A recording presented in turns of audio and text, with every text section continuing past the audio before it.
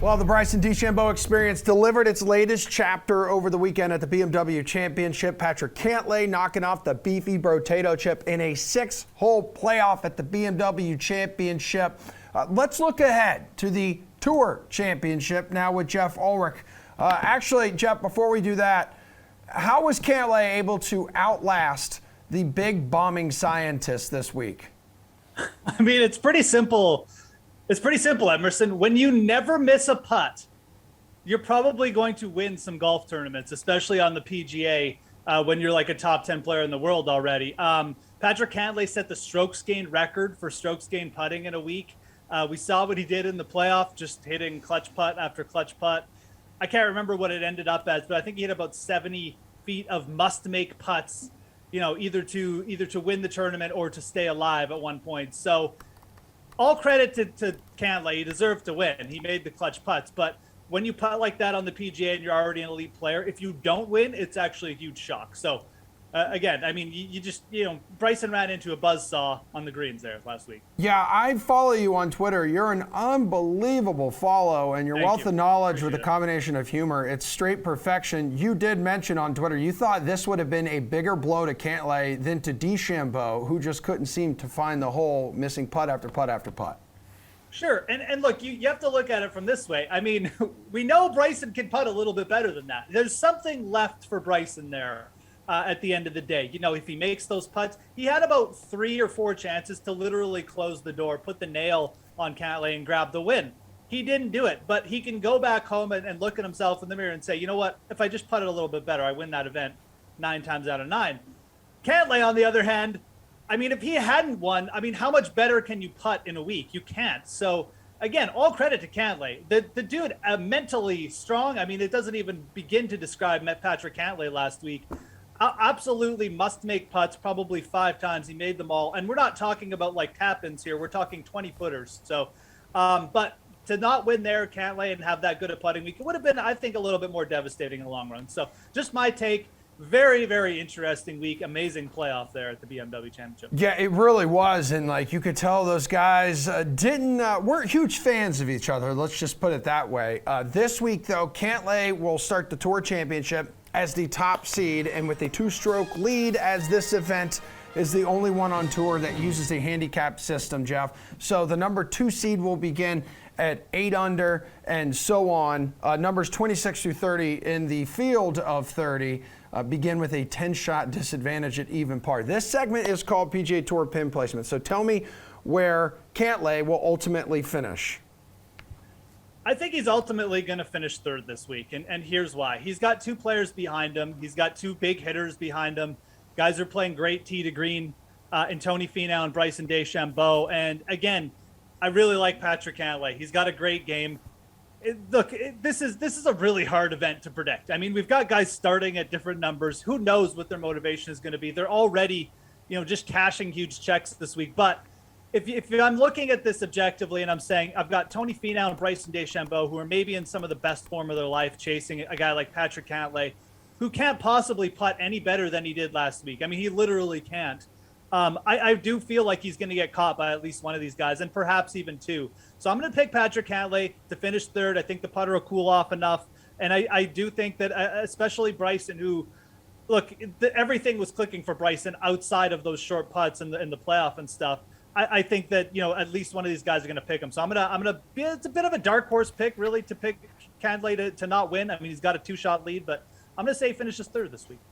Okay, then let's go to the man he just knocked off. So that's Bryson DeChambeau, currently in 3rd, and I'm looking here, FedEx Cup rank, 3rd dude will start at 7 under. So where do you think he finishes? Yeah, and look, I think there's going to be a lot of narrative surrounding Bryson in this course and stuff, and maybe he doesn't have the best record at the Tour Championship. I'm of the opinion that when the top players get going, this stuff just kind of flies out the door.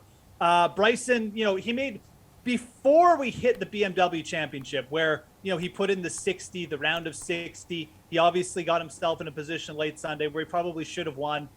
Again, we won't revisit it, but Bryson is in really good form right now. He made 49 birdies in the 2 events before the BMW Championship. Now he shot a 60.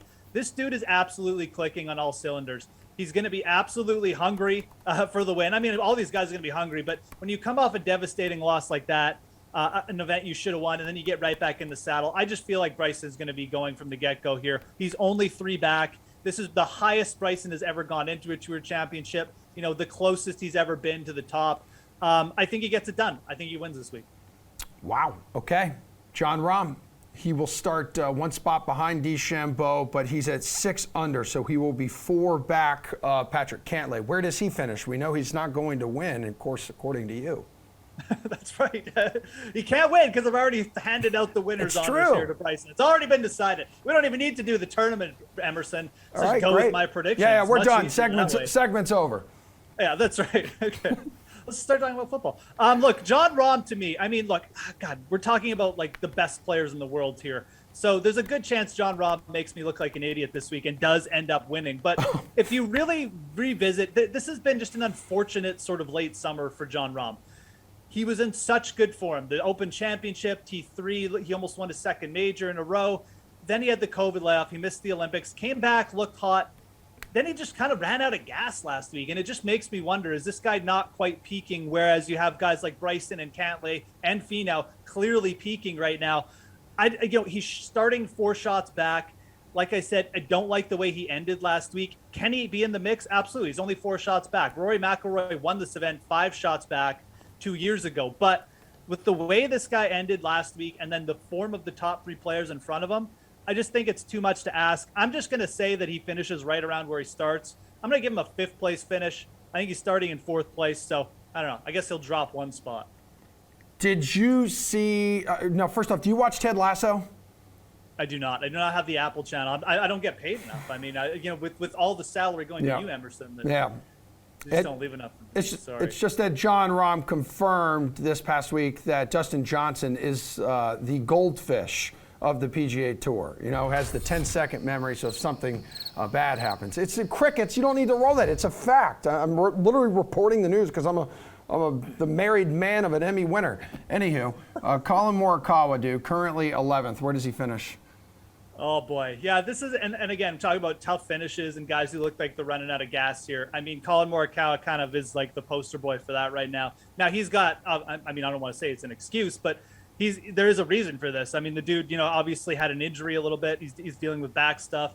He ended last week okay. He had an okay Sunday round, but nothing spectacular. Nothing even to nearly the form of the top 3 or 4 players in the FedEx Cup standings right now. Colin Morikawa is starting at 3 under. He's 7 back.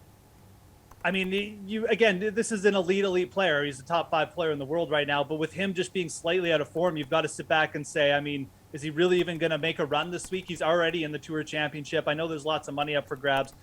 I'm just going to say that he probably treads water, give him a T15. I'm really not expecting much out of Morikawa. From a DFS perspective, if you want to get risky, Morikawa probably going to have a good shot of being very low owned because, again, people see this.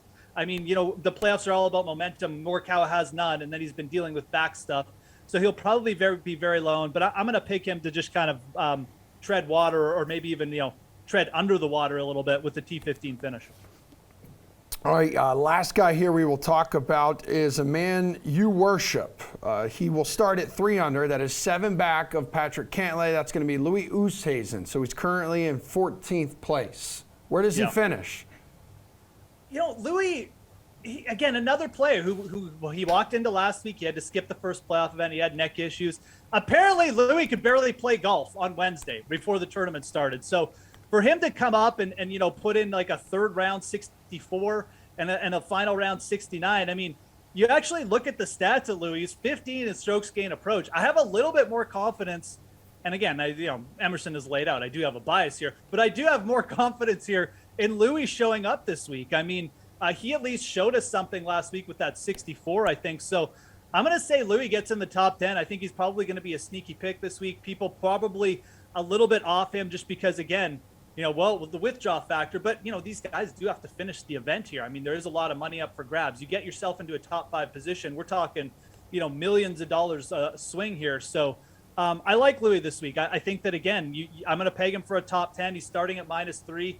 I might even be so bold, Emerson, to say this guy maybe gets a sniff of the top 5, but we'll say a T8 for Louis this week. I think, again, there's more positive momentum here in the playoffs, as we know. All about that momentum. What was his injury? Was it his back as well? Apparently it was neck this time. Okay. It was neck. So it's usually either back or neck with Louis. Again, this is the guy who travels with his own custom-made bed by all reports. So maybe he made some adjustments to the bed at the BMW Championship, and that's what's helped him out. I don't really know. I don't have that kind of inside information. Wish I did, but all things considered, we got to go by what we see. And we saw Louis play much better on the weekend, and you got to think that neck is feeling at least a little bit better. So.